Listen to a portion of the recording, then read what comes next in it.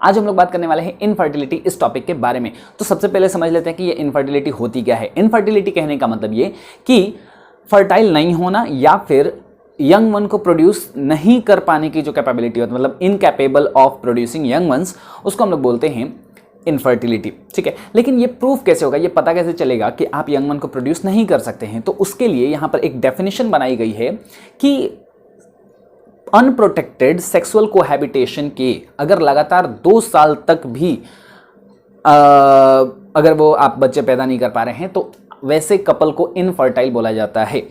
याद रखेंगे, ध्यान देंगे कि मैंने कपल बोला है, किसी एक पर्सन के ऊपर में बात नहीं हो रही है कि वो मेल इनफर्टाइल है या फिर फीमेल इनफर्टाइल है। इनफर्टाइल कपल्स होते हैं कि ये कपल जो है मेल और फीमेल कंबाइंडली वो इनफर्टाइल है, मतलब वो मिलकर आपस में बच्चे प्रोड्यूस नहीं कर पा रहे।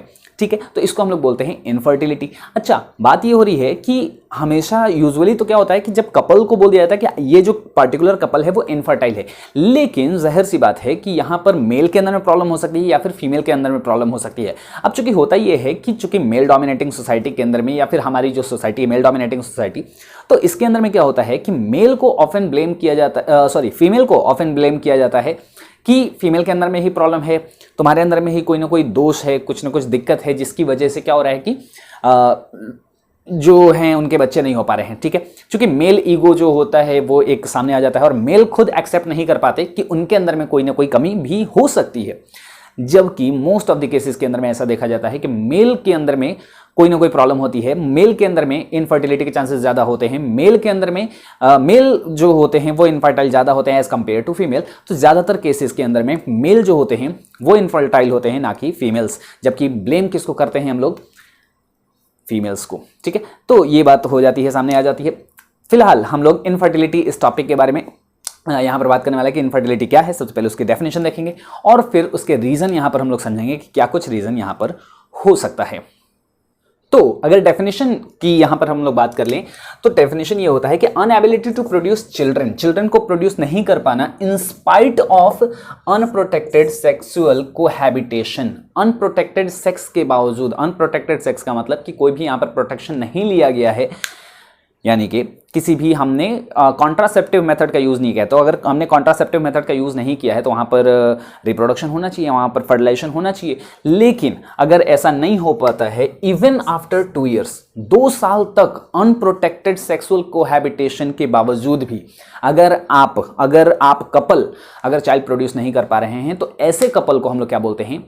इनफर्टाइल, और इसे ही इनफर्टिलिटी बोला जाता है। तो सिंपल सी बात है यहाँ पर कि इनफर्टिलिटी जो है वो ये बोला जा रहा है कि अनएबिलिटी टू प्रोड्यूस, रीजन कोई भी हो सकता है, रीजन के आगे हम लोग बात करेंगे, लेकिन कोई सा भी ऐसे रीजन की वजह से अगर वो चाइल्ड प्रोड्यूस नहीं कर पा रहे हैं, ठीक है, विदाउट मतलब अनप्रोटेक्टेड सेक्सुअल कोहैबिटेशन के भी, इवन आफ्टर 2 years। अच्छा, 2 year ही क्यों है ना, कि 2 साल तक ही क्यों? क्योंकि यहाँ पर हो सकता है कि चूंकि आप जानते हैं कि फर्टिलाइजेशन होना एक चांस फैक्टर की बात होती है कि जिस मंथ में जब भी ओवुलेशन होगा उसी टाइम पर स्पर्म भी आए, और वो स्पर्म भी वहाँ पर फर्टिलाइज होने के चांसेस उसके काफ़ी कम होते हैं, है ना। बहुत सारे स्पर्म तो डेड ही हो जाते हैं।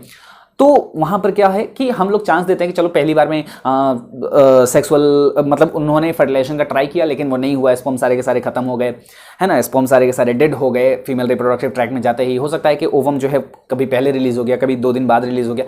तो ऐसे हम सारी पॉसिबिलिटी को ध्यान में रखकर हम लोग ऐसा मानकर चलते हैं कि चलो 2 महीने, 4, 6 महीने, साल भर, 1.5 साल, 2 साल मान लेते हैं कि 2 साल तक अगर आप लगातार अनप्रोटेक्टेड सेक्सुअल कोहैबिटेशन के अंदर में हैं, लगातार अनप्रोटेक्टेड सेक्स अगर कर रहे हैं और उसके बावजूद भी अगर फर्टिलाइजेशन नहीं हो रहा है तो कहीं ना कहीं प्रॉब्लम है। और ये जो प्रॉब्लम है वो कैसे कैसा हो सकता है? तो प्रॉब्लम हो सकता है कि फिजिकल हो। फिजिकल का मतलब कि बॉडी ऑर्गन, जैसे इरेक्टाइल डिस्फंक्शन, कि मेल का जो पीनस है वो इरेक्ट ही नहीं हो पा रहा हो, है ना, पार्टिकुलरली, या फिर हो सकता है कि वो इंसेमिनेट नहीं कर पा रहा हो, सीमेन जो है वो फीमेल रिप्रोडक्टिव ट्रैक के अंदर में नहीं पहुंच पा रहा हो। तो फिजिकली कुछ ना कुछ प्रॉब्लम हो सकती है। हो सकता है कई बार कि जो सर्वाइकल ओपनिंग होती है, जो सर्विक्स की ओपनिंग होती है, वो पूरी अच्छे तरीके से नहीं ओपन हुई होती है, तो स्पर्म को अंदर में जाने में प्रॉब्लम होती है। फैलोपियन ट्यूब जो है हो सकता है वो पिचका हुआ हो, ये भी हो सकता है फीमेल की, अगर हम लोग फीमेल के अंदर में अगर हम लोग बात करें तो हो सकता है कि फैलोपियन ट्यूब जो है वो एक साइड से फ्यूज्ड हो, है ना, बंद हो, तो ये फिजिकल रीजन हो सकता है, मतलब फिजिकली कुछ ना कुछ ऑर्गन में अगर प्रॉब्लम होती है तो ये रीजन हो सकता है।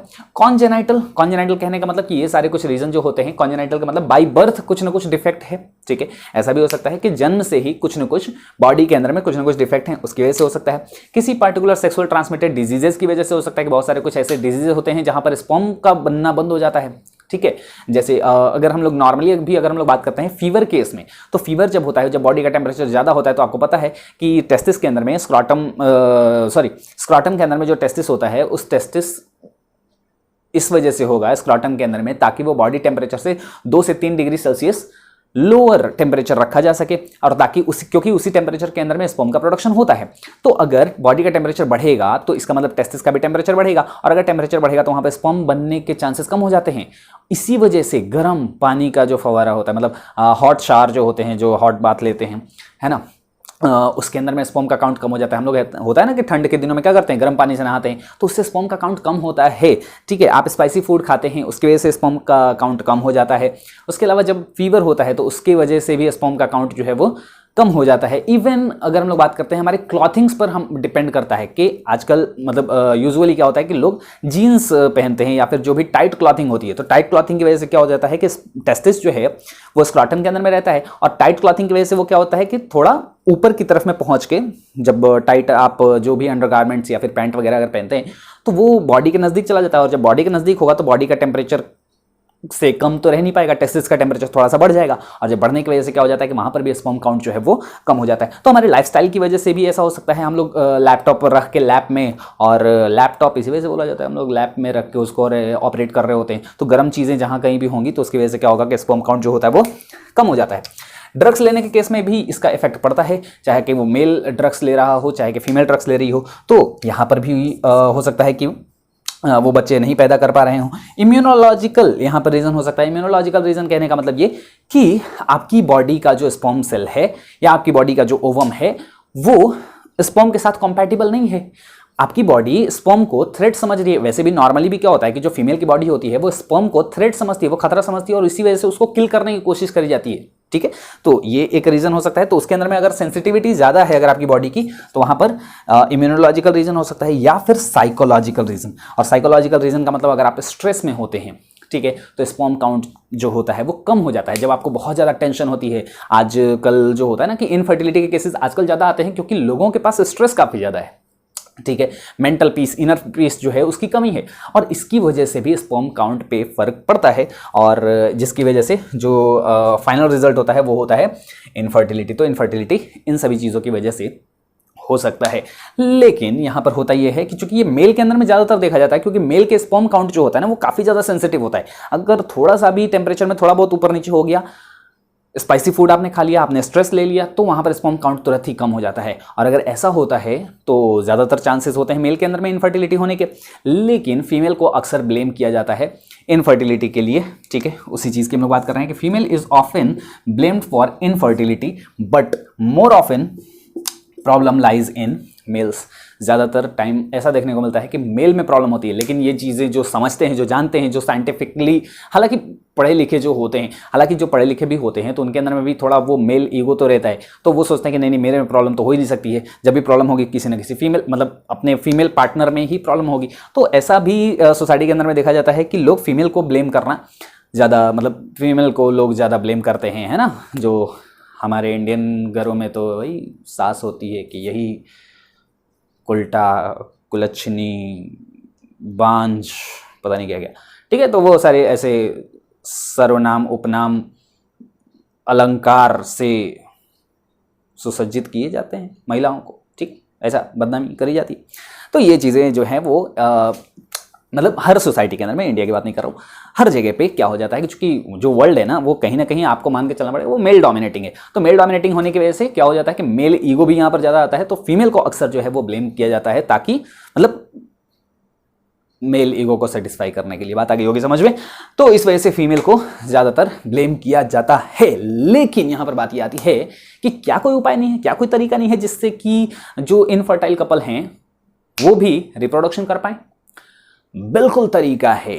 अगर आपकी सास आपको बांझ कहती है, कुलटा कहती है, कुलच्छनी कहती है, इन सभी उपनाम से अगर आपको मतलब ऐसी संज्ञा दी जाती है, तो आपके लिए पेश है एक नई टेक्निक, आर्ट। कौन सी टेक्निक थी? आर्ट।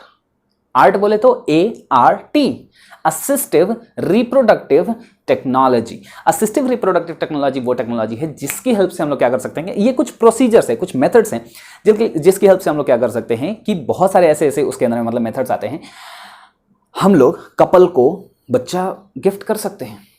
ठीक है, बिल्कुल लिटरली गिफ्ट किया जाता है यहाँ पर, मतलब मेल बॉडी और फीमेल बॉडी आप ही के होंगे, और जो भी इनफर्टाइल कपल्स जो होते हैं वो जाते हैं, और वहाँ पर जाने के बाद क्या होता है कि मतलब डॉक्टर के पास जाते हैं, और डॉक्टर के पास जाने के बाद क्या होता है कि वो उधर से बच्चे लेके आते हैं, तो डॉक्टर को जादू वादू करते हैं। तो उसकी बात हम लोग आगे करेंगे। ये जो टेक्निक होती है, ये जो टेक्नोलॉजी होती है, उसको हम लोग बोलते हैं आर्ट टेक्निक, ART, आर्ट, और असिस्टिव रिप्रोडक्टिव टेक्नोलॉजी इसको बोला जाता है। उसके बारे में हम लोग आगे बात करेंगे कि ये क्या होती है, और फिर देखते हैं कि आर्ट टेक्नोलॉजी के अंदर में क्या कुछ चीज़ें यहाँ पर आती हैं। ओके, आप इसे जल्दी से एक बार नोट डाउन करेंगे, फिर हम लोग आगे बात करते हैं। तो जैसे मैंने आपको बताया कि जो भी इनफर्टाइल कपल्स हैं उनके लिए भी एक तरीका होता है असिस्टिव रिप्रोडक्टिव टेक्नोलॉजी या असिस्टिव रिप्रोडक्टिव टेक्निक, जिसकी हेल्प से इनफर्टाइल कपल भी जो होते हैं वो बेबी प्रोड्यूस कर सकते हैं, चिल्ड्रन प्रोड्यूस कर सकते हैं। तो उसी की बात यहाँ पर कर रहे हैं कि couples could be assisted to have children, उनको असिस्ट किया जा सकता है to have children through a special technique known as ART, ART, assistive reproductive technique या असिस्टिव रिप्रोडक्टिव टेक्नोलॉजी। अब ये दो तरीके के होते हैं। ठीक है, यहाँ पर जो ये टेक्निक है ये मेनली दो टाइप की हमको देखने को मिलती है। कौन कौन सी टेक्निक है? तो एक होती है इन विट्रो टेक्नोलॉजी या इन विट्रो, दूसरा इन विवो।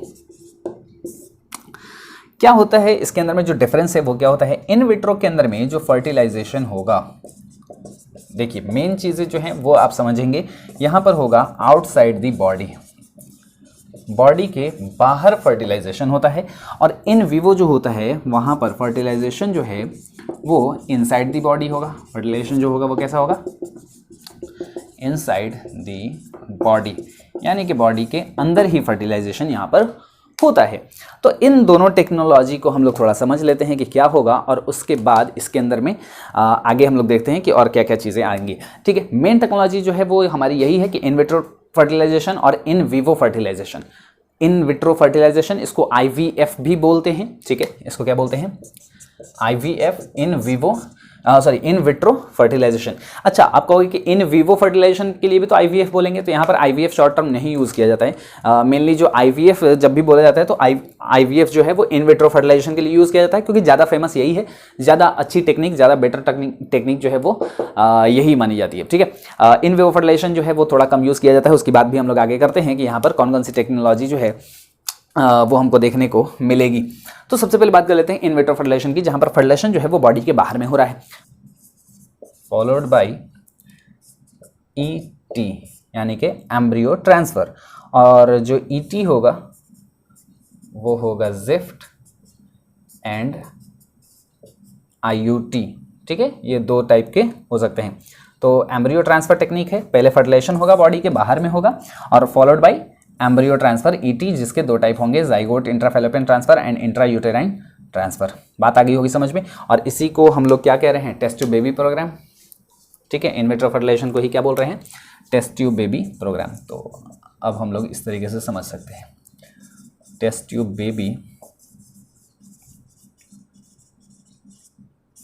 प्रोग्राम। बात आ गई होगी समझ में। तो यहाँ पर क्या है ये चीज़? तो इन विट्रो फर्टिलाइजेशन कह रहे हैं, जिसको टेस्ट ट्यूब बेबी प्रोग्राम भी बोला जाता है। इसमें फर्टिलाइजेशन जो होता है वो बॉडी के बाहर होगा, और एक बार जब बॉडी के बाहर फर्टिलाइजेशन हो गया तो उसको फिर हम लोग, उस बॉडी के बाहर फर्टिलाइजेशन होगा तो वो किस में कन्वर्ट होगा? एम्ब्रियो में, जाइगोट में कन्वर्ट होगा, या फिर एम्ब्रियो में कन्वर्ट होगा, और उसको एम्ब्रियो ट्रांसफर के द्वारा, मतलब एम्ब्रियो ट्रांसफर टेक्निक बोलते हैं, जो एम्ब्रियो बन गया अब उसको बॉडी के अंदर ट्रांसफर किया जाता है। और बॉडी के अंदर जो ट्रांसफर करने की टेक्निक है वो दो तरीके की हो सकती है, यानी कि ज़िफ्ट हो सकता है और IUT इंट्रायूटेराइन ट्रांसफर हो सकता है। दोनों के बारे में बात करेंगे आगे डिटेल के अंदर में कि ये जो है वो क्या क्या हो सकता है। ठीक है, अब उसके बाद यहाँ पर बात कर रहे हैं इन विवो फर्टिलाइजेशन की। ठीक है, इन विवो फर्टिलाइजेशन बात आ गई समझ में। तो ये इन विवो फर्टिलाइजेशन होता है जहाँ पर फर्टिलाइजेशन जो है वो बॉडी के अंदर हो रहा है, और बॉडी के अंदर होने का मतलब ये हो जाता है कि यहाँ पर भी इसके 3 टाइप हमको देखने को मिलते हैं। सबसे पहला हमको मिलता है देखने को गिफ्ट, GIFT गिफ्ट। दूसरा ICSI इंट्रासाइटोप्लाज्मिक स्पर्म इंजेक्शन। और तीसरा जो होता है वो देखने को मिलता है AI आर्टिफिशियल इंटेलिजेंस, नॉप यहाँ पर बोलते हैं आर्टिफिशियल इंसेमिनेशन, ठीक है। और आर्टिफिशियल इंसेमिनेशन को हम लोग IUI भी बोला जाता है, ठीक है। IUI क्या है, तो इंट्रा यूटेराइन इंसेमिनेशन। तो ये 3 चीज़ें जो हैं वो मिलकर यहाँ पर मतलब निकल कर सामने आती हैं इन विवो फर्टिलाइजेशन में, और सेम 3 टर्म ही यहाँ पर हमको देखने को मिलते हैं इन विट्रो फर्टिलाइजेशन में। ET, gift and IUT। ET के ही 2 पार्ट हैं, 2 टाइप हैं, जिफ्ट एंड IUT। ET बोला जाता है एम्ब्रियो ट्रांसफर, और जिफ्ट बोला जाता है जाइगोट इंट्राफैलोपियन ट्रांसफर और इंट्रा यूट्राइन ट्रांसफर। और गिफ्ट ICSI और AI IUI इसमें भी 3 टाइप हैं। तो गिफ्ट हो जाता है गैमेट इंट्राफैलोपियन ट्रांसफर, ICSI है इंट्रासाइटोप्लाज्मिक स्पर्म इंजेक्शन, और AI है आर्टिफिशियल इंसेमिनेशन, या फिर इसी को पढ़ा जाता है इंट्रा यूटेराइन इंसेमिनेशन। बात आ गई होगी समझ में। यहाँ पर हम लोग सभी के बारे में पूरा का पूरा डिटेल यहाँ पर लिखने वाले हैं कि क्या होता है, और हर एक टेक्निक के बारे में बारी बारी से यहाँ पर पढ़ेंगे। आप इसे जल्दी से नोट डाउन करेंगे, फिर हम लोग बात करते हैं सभी के बारे में इंडिविजुअली बारी बारी से। बात करते हैं पहले इन विट्रो फर्टिलाइजेशन के बारे में। इन विट्रो फर्टिलाइजेशन जो है इसको IVF बोलते हैं। क्या होता है ये, तो if fertilisation occurs outside the body, मैंने पहले बताया कि इन विट्रो फर्टिलाइजेशन जो है और इन विवो फर्टिलाइजेशन जो है इसके अंदर में मेन डिफरेंस यही होता है कि इन विट्रो फर्टिलाइजेशन का मतलब ये होता है कि वहां पर फर्टिलाइजेशन जो है वो बॉडी के बाहर होता है, और इन विवो फर्टिलाइजेशन का मतलब वो होता है कि वो बॉडी के अंदर होगा fertilisation of the female. If fertilisation occurs outside the body of the female and after it embryo is transferred into uterus और फैलोपियन ट्यूब, और फिर जो एम्ब्रियो बनता है उसको या तो यूट्रस में ट्रांसफर करते हैं या फिर फैलोपियन ट्यूब ऑफ सरोगेट और सेम मदर, या तो सरोगेट मदर में ट्रांसफर करते हैं या फिर सेम मदर में ट्रांसफर करते हैं। सेम मदर और सरोगेट मदर का मतलब क्या हुआ कि जिस मदर से फीमेल गैमेट ले रहे हैं, मेल बॉडी से मेल गैमेट निकाल लेंगे और दोनों को टेस्ट ट्यूब में फर्टिलाइज करवाते हैं। Test tube baby programme base को बोलते हैं। इसका मतलब ये नहीं है कि टेस्ट ट्यूब में हम लोग बेबी बना रहे हैं। हम लोग क्या करते हैं कि फीमेल बॉडी से फीमेल गैमेट निकाल लेते हैं, मेल बॉडी से मेल गैमेट यानी कि स्पर्म सेल निकाल लेते हैं और उसको टेस्ट ट्यूब में फर्टिलाइज करवाते हैं। एक बार जब वो फर्टिलाइजेशन हो जाता है, जाइगोट का फॉर्मेशन हो जाता है, एम्ब्रियो जब बन जाता है, तो उसको फिर हम लोग ट्रांसफर कर देते हैं किसमें, या तो उसी मदर में जिससे हमने गैमेट लिया है उसी की मदर में ट्रांसफर कर देंगे, या फिर हम लोग ऐसा करते हैं कि उसको सरोगेट मदर में ट्रांसफर करते हैं।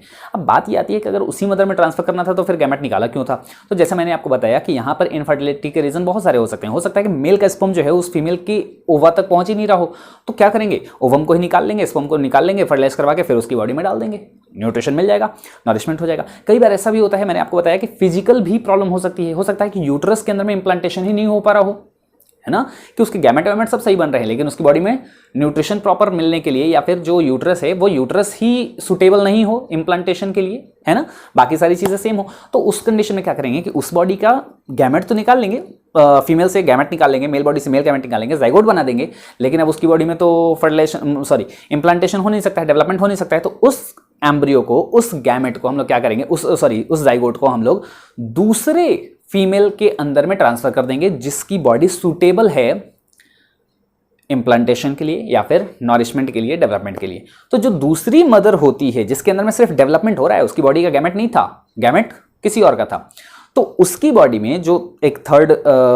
कोई भी लेडी है उससे हम लोग बोलेंगे सरोगेट मदर, ठीक है, जो कि सिर्फ क्या कर रही है, न्यूट्रिशन प्रोवाइड करने का काम कर रही है। तो यही बात हम लोग यहां पर कर लेते हैं। सरोगेट मदर क्या होता है, surrogate mother women who substitutes और take the place of real mother, जो कि रियल मदर की जगह ले लेती है या उसका सब्सटीट्यूशन हो जाता है, टू नर्स द एम्ब्रियो या to nourish the embryo, to nurture the embryo, ठीक है, एम्ब्रियो को न्यूट्रिशन प्रोवाइड करने के लिए, नर्चर करने के लिए, नर्स करने के लिए, देखभाल करने के लिए, उसकी डेवलपमेंट के लिए जो मदर उसकी जगह मेन जो रियल मदर की जगह ले लेती है उसको हम लोग क्या बोलते हैं, सरोगेट मदर।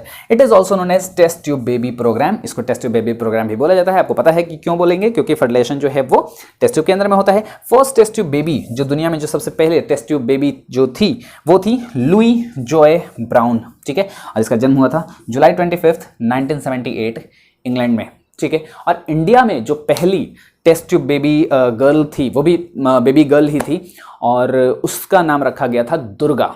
ठीक है, वो भी इंडिया में बना, वो भी इंडिया में ही सबसे पहले मतलब टेस्ट बेबी प्रोग्राम के द्वारा बनी गई थी और वो अक्टूबर 1978 में बनी थी। तो जो दुनिया में पहली बनी वो जुलाई 1978 में बनी और अगस्त, सितंबर, अक्टूबर 2-3 महीने के बाद ही फिर इंडिया के अंदर में भी उसी सेम चीज़ को यूज़ कर लिया गया और उससे जो पहली चाइल्ड बनी थी उसका नाम था दुर्गा, चूँकि पहली थी, फर्स्ट अवतार, तो ऐसा डिवोशनल ऐसा मतलब जो भी है नाम, स्पिरिचुअल नाम यहाँ पर रखा गया था, दुर्गा नाम रखा गया था। ठीक है, तो वो जो फर्स्ट चाइल्ड थी इंडिया के अंदर में, जो फर्स्ट चाइल्ड थी वो थी दुर्गा। और वैसे आपसे पूछा जाएगा अगर फर्स्ट टेस्ट ट्यूब बेबी, तो वो थी Louise Joy Brown in England, जुलाई 25, 1978 को बॉर्न हुई थी। बात आ गई होगी समझ में, आप इसे भी नोट डाउन कर लेंगे। ये जो टेस्ट ट्यूब बेबी प्रोग्राम होगा इसके अंदर में हमने आपको जैसे बताया कि फर्टिलाइजेशन जो होगा वो टेस्ट ट्यूब के अंदर में होता है। एक बार जब एम्ब्रियो बन जाता है तो इसको फिर ट्रांसफर किया जाता है फीमेल बॉडी के अंदर में। अब ये दो तरीके का हो सकता है, या तो हो सकता है जिफ्ट या फिर आईयूटी। अब ये जिफ्ट और आईयूटी क्या है, जैसे कि एम्ब्रियो का फॉर्मेशन हुआ, पहले जाइगोट बनेगा, अब जाइगोट के अंदर में डिवीजन होने लग जाता है। तो आपको पता है कि जो ही जाइगोट का फॉर्मेशन होता है, जाइगोट कहाँ पर बनता है, ampulla of the fallopian tube में। तो अभी अगर जाइगोट बना है तुरंत और अगर फीमेल बॉडी का जो फीमेल बॉडी के अंदर में जो फैलोपियन ट्यूब है वो बिल्कुल ठीक ठाक है, उसमें कोई भी प्रॉब्लम नहीं है, तो हम लोग क्या कर सकते हैं, फैलोपियन ट्यूब में ही डायरेक्टली एम्ब्रियो को डाल देंगे। जब वहाँ पर डायरेक्टली अगर फैलोपियन ट्यूब में ही एम्ब्रियो को डाल देंगे तो उससे क्या होगा कि एम्ब्रियो जो है वो मतलब जब एम्ब्रियो जो है वो जिस स्टेज में जहाँ पर होता है फीमेल बॉडी के अंदर में, हम लोग उसको वहीं पे डालना होगा। मान के चलिए कि आपने क्या किया कि अभी जाइगोट तुरंत ही बना था, अभी 2 सेल्ड स्टेज था, सिर्फ 2 सेल्ड स्टेज, और उसको आपने डाल दिया डायरेक्टली यूट्रस में। तो यूट्रस में वो 2 सेल्ड स्टेज में तो इंप्लांट हो नहीं पाएगा, तो वो वहाँ पर पड़े पड़े हो सकता है कि वो एक्टोपिक प्रेगनेंसी कर ले या फिर लूज कर जाए।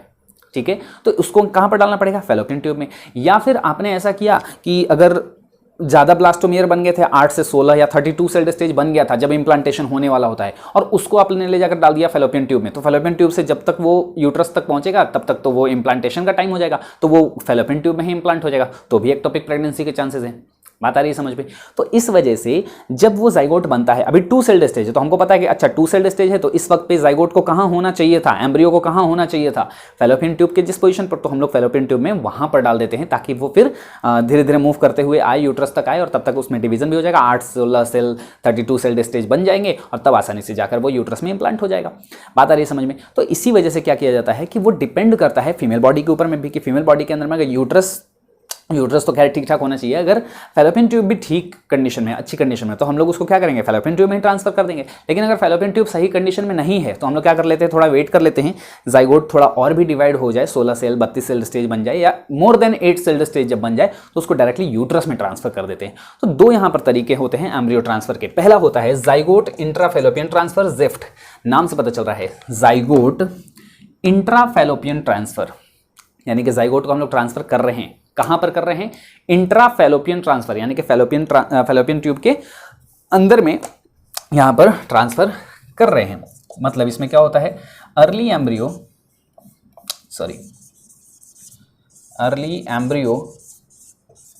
अप टू 8 ब्लास्टोमियर, ठीक है, जिसमें कितने ब्लास्टोमियर बने हुए हों, 8 ब्लास्टोमियर से कम होने चाहिए, अप टू 8 ब्लास्टोमियर, ठीक है, is transferred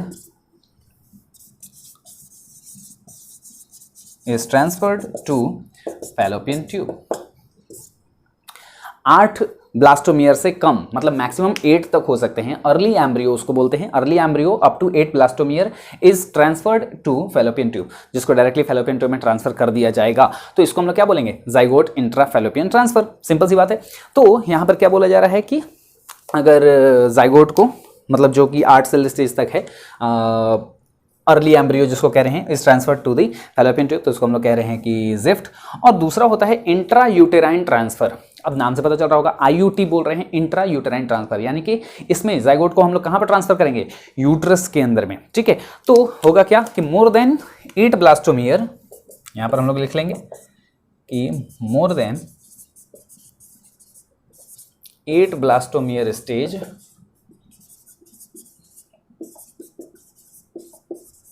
of embryo is transferred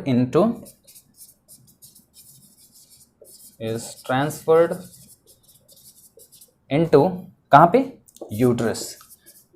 ठीक है, तो जिसके अंदर फैलोपियन ट्यूब में ब्लॉकेज हो, हम लोगों को पहले से ही पता चल जाए कि अच्छा इसका फैलोपियन ट्यूब तो ठीक है ही नहीं, है ना, फैलोपियन ट्यूब में ब्लॉकेज है और उसकी वजह से फर्टिलाइजेशन नहीं हो पा रहा था, तो फैलोपियन ट्यूब में तो हम लोग डालेंगे नहीं, है ना। फैलोपियन ट्यूब में अगर पहले से पिचका हुआ है तो हम लोग क्या कर लेते हैं कि गैमेट को निकाल लेते हैं, फ्यूजन करा देते हैं और फिर डायरेक्टली यूट्रस में इम्प्लांट कर देते हैं। तो ये तरीका हो जाता है। तो दो मेथड आते हैं इसके अंदर में, इन विट्रो फर्टिलाइजेशन में। दोनों ही के अंदर में फर्टिलाइजेशन कहाँ पर हुआ है, बॉडी के बाहर टेस्ट ट्यूब में हुआ है, और टेस्ट ट्यूब में से फर्टिलाइजेशन हो गया जब एक बार, तो उस एम्ब्रियो को निकाल के फिर हम लोग बॉडी में ट्रांसफर कर रहे हैं। चूंकि बॉडी के बाहर फर्टिलाइजेशन हुआ है तो इसी वजह से बोल रहे हैं इन विट्रो फर्टिलाइजेशन। और जब बॉडी में वापस से ट्रांसफर कर रहे हैं तो वो तो चाहे कि रियल मदर हो सकती है, चाहे कि सरोगेट मदर हो सकती है, लेकिन जिसमें हम लोग ट्रांसफर कर रहे हैं वो कौन सी स्टेज में ट्रांसफर कर रहे हैं। अगर 8 ब्लास्टोमियर से कम है तो उसको हम लोग फैलोपियन ट्यूब में ट्रांसफर करेंगे, उसको हम लोग बोलेंगे जिफ्ट, जाइगोट, इंट्राफैलोपियन ट्रांसफर। और अगर 8 ब्लास्टोमियर से ज्यादा अगर बन गया है, ठीक है, थोड़ा बड़ा बन गया है, तो उसको हम लोग डायरेक्टली यूट्रस में ट्रांसफर करेंगे, तो बोलेंगे इंट्रा यूटेराइन ट्रांसफर। बात आ गई होगी समझ में, आप इसे जल्दी से नोट डाउन करेंगे। बात करते हैं second method, in vivo fertilisation की, यानी कि यहां पर फर्टिलाइजेशन जो होगा, if fertilisation occurs inside the body, ये वहां पर फर्टिलाइजेशन जो होगा वो बॉडी के अंदर ही होगा ऑफ फीमेल, आइदर नेचुरली और आर्टिफिशियली। बात ध्यान देने की यहां पर यह है कि फर्टिलाइजेशन जो है वो बॉडी के अंदर होगा, लेकिन वो या तो नेचुरली ही हो सकता है या फिर आर्टिफिशियली हो सकता है। किसी भी तरीके से अगर बॉडी के अंदर ही फर्टिलाइजेशन हो रहा है तो उस टेक्निक को, उस मेथड को हम लोग बोलते हैं इन विवो फर्टिलाइजेशन। अब ये 3 तरीके का होता है, मैंने अभी आपको बताया 3 टाइप के हमने अभी लिखे थे।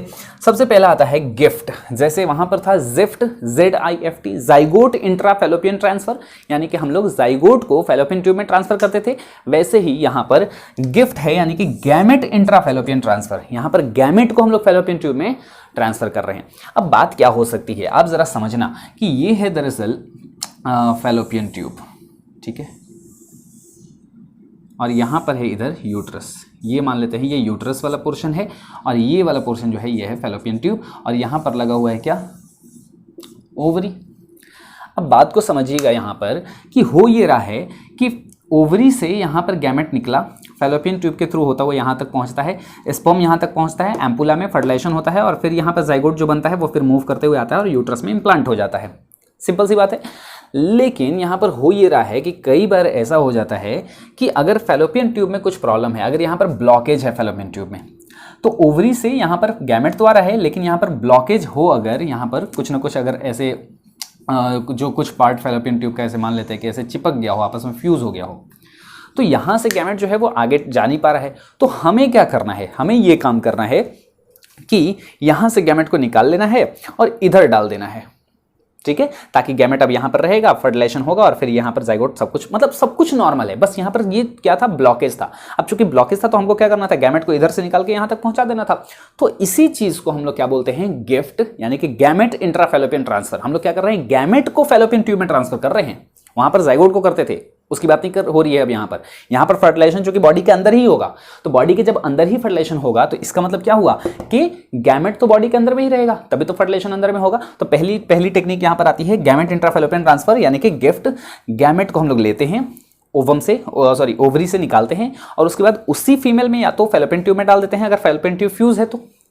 और अगर ऐसा नहीं है तो कई बार कुछ फीमेल्स ऐसी भी होती हैं जिसके पास यूट्रस तो होता है, वो इम्प्लांटेशन हो सकता है उनके अंदर में, वो न्यूट्रिशन प्रोवाइड करा सकती हैं, लेकिन उसके अंदर में गैमेट नहीं बनते हैं। मतलब कुल मिला जुला के सब कुछ फिजिकली स्ट्रक्चर जो है किसी फीमेल में सब कुछ ठीक है, सिर्फ वो इनफर्टाइल है, यानी कि उसके अंदर में गैमेट नहीं बन रहा।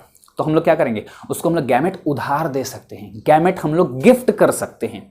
तो कुछ ऐसी फीमेल्स होती हैं जो क्या करती हैं कि अपना गैमेट जो है वो उस फीमेल को दे देती हैं। अब आप कहोगे उससे जिस फीमेल ने गैमेट लिया है वो उसका बच्चा तो फिर होगा नहीं। हाँ, बिल्कुल नहीं होगा, जैसे स्पर्म डोनर का नहीं होता है। स्पर्म डोनर जो होते हैं, जैसे कि कुछ कपल्स होते हैं मेल फीमेल, जिसके अंदर में मेल के अंदर में कुछ ना कुछ प्रॉब्लम होती है, तो वो क्या करते हैं कि या फिर उनके अंदर बॉडी में स्पर्म बनता ही नहीं है, तो वो क्या करते हैं, स्पर्म डोनर से स्पर्म ले लेते हैं और फिर फीमेल को फर्टिलाइज कर देते हैं। तो वहाँ पर आप कहोगे कि ये तो वो तो बायोलॉजिकल फादर हुआ नहीं उसका, है ना, तो बिल्कुल वो बायोलॉजिकल फादर नहीं होगा। तो ठीक उसी तरीके से अगर मान के चलिए कि फीमेल इनफर्टाइल है तो फीमेल को हम लोग क्या करेंगे, गैमेट देंगे। तो उस टेक्निक में वहां पर मतलब ये टेक्निक काम आ जाती है कि किसी और फीमेल से, ठीक है, कोई एक मेल फीमेल है, पति पत्नी है, कोई एक कपल है, उसको अगर बच्चा चाहिए और फीमेल के अंदर में गैमेट नहीं बन रहा, ठीक है, अगर मेरी बॉडी है, मैं और मेरी पार्टनर अगर फीमेल पार्टनर, तो उसके अंदर में अगर गैमेट का फॉर्मेशन नहीं हो रहा है तो क्या करना होगा कि किसी और फीमेल से गैमेट लेंगे और उस फीमेल बॉडी के अंदर में डाल दिया जाएगा, ठीक है। और वो कहां पर गैमेट डालेंगे हम लोग? फैलोपियन ट्यूब में, फैलोपियन ट्यूब में डालेंगे, फैलोपियन ट्यूब में रहेगा, फिर मेल बॉडी जाएगा, फिर वहां पर मतलब सेक्सुअल कोहेबिटेशन होगा, है ना, सेक्सुअल रिलेशनशिप बनेंगे और उसके बाद फर्टिलाइजेशन हो जाएगा और फिर सब कुछ ठीक ठाक है, बाकी तो डेवलपमेंट वगैरह हो ही सकता है। तो ये चीज़ यहाँ पर हो जाती है। तो हम लोग क्या कर रहे हैं, फीमेल को गैमेट गिफ्ट कर रहे हैं। जिसके पास गैमेट नहीं है उसको हम लोग फीमेल को या तो गैमेट गिफ्ट कर सकते हैं, या फिर ऐसा हो सकता है कि अगर फैलोपियन ट्यूब में कोई ना कोई ब्लॉकेज है तो इसी का गैमेट निकाल के हम लोग इसी के फैलोपियन ट्यूब में डाल देते हैं। तो ये जो टेक्निक हो जाती है इसको हम लोग बोलते हैं गिफ्ट, यानी कि गैमेट इंट्राफैलोपियन ट्रांसफर। क्या हो जाएगा यहाँ पर देखिए, डेफिनेशन के अंदर में यहाँ पर लिखा हुआ है, transfer of an ovum collected from ovary. Transfer of ovum, ovum को हम ट्रांसफर करेंगे, कहां से कलेक्ट किया गया है, जो कि collected from ovary into the fallopian tube. कहां पर ट्रांसफर कर रहे हैं? Into the fallopian tube. तभी तो बोल रहे हैं गैमेट इंट्राफैलोपियन ट्रांसफर, फैलोपियन ट्यूब में ट्रांसफर किया जाता है ऑफ द सेम फीमेल, या तो उसी फीमेल में, यहीं से ओवरी से लिया गैमेट और इसी में फीमेल में डाल दिया, और female who can not produce one, जो कि प्रोड्यूस नहीं कर सकती है, ऐसी फीमेल के अंदर में हम लोग ट्रांसफर करेंगे, but can provide suitable environment for fertilisation. ऐसी फीमेल में हम लोग ट्रांसफर कर देंगे जो कि प्रोड्यूस तो नहीं कर सकती है लेकिन सुटेबल एनवायरमेंट प्रोवाइड कर सकती है फॉर फर्टिलाइजेशन। तो इस टेक्निक को हम लोग क्या बोलेंगे? गिफ्ट। बात आ गई होगी समझ में, आप इसे नोट डाउन करेंगे। सेकंड मेथड है यहां पर ICSI। ICSI होता है इंट्रासाइटोप्लाज्मिक स्पर्म इंजेक्शन। नाम से पता चल रहा है कि साइटोप्लाज्म में, इंट्रासाइटोप्लाज्मिक यानी साइटोप्लाज्म के अंदर में स्पर्म इंजेक्शन। स्पर्म को हम लोग जो फीमेल गैमेट होता है, जो ओवा होता है, जो ओवम होता है, जो सेकेंडरी oocyte होता है, जो फीमेल गैमेट होता है, उस फीमेल गैमेट के अंदर में स्पर्म को डायरेक्टली इंजेक्ट कर देते हैं, अंदर ही भेज देते हैं डायरेक्टली। सिंपल मेथड, कोई झंझट नहीं। ओवम लिया, उसके अंदर में स्पर्म को सीधा इंजेक्शन के द्वारा इंजेक्ट कर दिया, ठीक है। तो ये हो जाता है इंट्रासाइटोप्लाज्मिक स्पर्म इंजेक्शन, ICSI। क्या करते हैं, और जो ही इंजेक्ट कर देते हैं, इंजेक्ट करने के बाद उसको फीमेल बॉडी के अंदर में ट्रांसफर कर देते हैं। तो एक्चुअल में जो ही आपने इंजेक्ट किया, फर्टिलाइजेशन तुरंत नहीं हुआ, जो ही हमने इंजेक्ट किया और इंजेक्ट करने के तुरंत बाद ही उसको फीमेल बॉडी में ट्रांसफर कर देते हैं। तो फर्टिलाइजेशन एक्चुअल में हुआ कब? फीमेल बॉडी में ट्रांसफर होने के बाद। और अगर फीमेल गैमेट में, फीमेल बॉडी में अगर ट्रांसफर होने के बाद अगर फर्टिलाइजेशन हो रहा है तो इसका मतलब ये भी एक टाइप का क्या हुआ? In vivo fertilisation. हालांकि बॉडी के बाहर निकाल के हम लोग इंजेक्शन देते हैं, लेकिन यहां पर क्या किया जाता है कि उसको फीमेल बॉडी के अंदर में ट्रांसफर कर दिया जाता है। देखिए तो क्या होता है, in this method a sperm is directly injected into the cytoplasm of the ovum। Directly cytoplasm of the ovum में, ओवम के साइटोप्लाज्म में हम लोग इंजेक्ट कर देते हैं, and this ovum is inserted in fallopian tube. वापस से उस ओवम को फैलोपियन ट्यूब में हम लोग इंसर्ट कर देते हैं of female. Therefore fertilisation occurs inside the body of the female. वहां पर फीमेल बॉडी में इंसर्ट होने के बाद वहां पर फर्टिलाइजेशन जो है वो कंप्लीट होता है। इसी वजह से इसको हम लोग इन विवो फर्टिलाइजेशन में रखते हैं। बात आ गई होगी समझ में। तो सिंपली इसको हम लोग कब यूज करेंगे? जब यहाँ पर बहुत ही ज़्यादा दिक्कत हो रही हो कि फीमेल गैमेट भी जल्दी नहीं मिल रहा है, मेल गैमेट भी जल्दी नहीं मिल रहा है। ऐसे कपल हैं जहाँ पर मेल गैमेट भी मतलब स्पर्म सेल भी बहुत कम है और ओवम भी बहुत कम है, ठीक है, बन रहा है। तो यहाँ पर क्या करते हैं कि ओवम इधर से ले लेते हैं, इधर से स्पर्म से ले लेते हैं और दोनों को डायरेक्टली इंजेक्ट करके फीमेल बॉडी में डाल देते हैं कि जाओ भैया काम खत्म, ठीक है। तो ये चीज़ें हो जाती हैं। और फिर तीसरा मेथड जो आता है वो आता है आर्टिफिशियल इंसेमिनेशन, AI, ठीक है। आर्टिफिशियली इंसेमिनेट करना, यहाँ पर कोई भी दिक्कत नहीं है। यहाँ पर याद रखिएगा कोई भी दिक्कत नहीं है। ना तो मेल बॉडी के अंदर में मेल गैमेट की कमी है, ना तो फीमेल बॉडी के अंदर में फीमेल गैमेट की कमी है, ना ही यहाँ पर क्या हो रहा है कि स्पर्म सारे के सारे किल हो रहे हैं। ऐसा भी नहीं हो रहा है कि स्पर्म अंदर में जा रहा है और कोई स्ट्रेस है, कुछ भी नहीं है।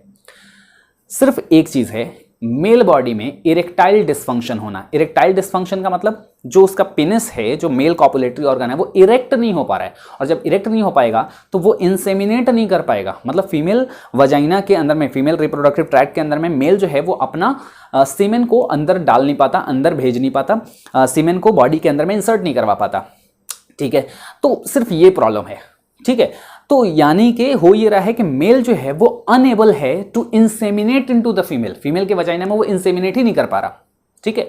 तो इसकी वजह से जो प्रॉब्लम होती है, तो हम लोग क्या करते हैं कि चलो भैया सब कुछ ठीक है, गैमेट वैमेट सब कुछ सही है, तो मेल बॉडी का सीमेन कलेक्ट कर लेते हैं और उसको इंजेक्शन के द्वारा फीमेल के वजाइना में डायरेक्टली डाल देते हैं, बात खत्म। सबसे सिंपल है।